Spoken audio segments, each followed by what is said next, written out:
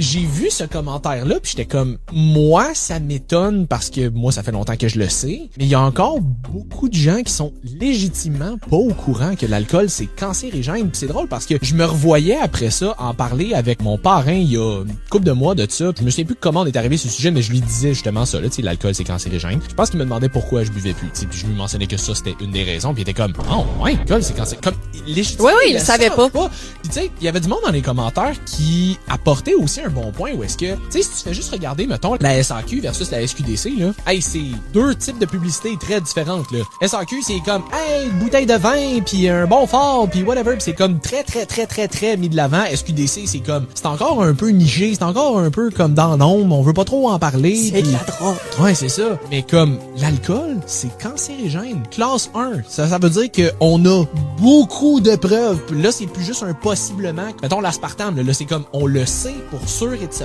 fact. Plusieurs commentaires que je recevais, c'était comme, ouais, mais il y a du monde qui vit fucking vieux pis ils ont bu toute leur vie. Ben oui, il y a du monde qui survivent d'un gunshot à la tête aussi. Ça veut pas dire que tu mets les chances de ton bord. Il y a toujours des exceptions à quelque part, mais la moyenne des gens... Tu sais, les gens vivent vieux. Ont-ils vécu en santé? Exact. Il y a une différence entre être en vie et avoir une qualité de vie. C'est ça.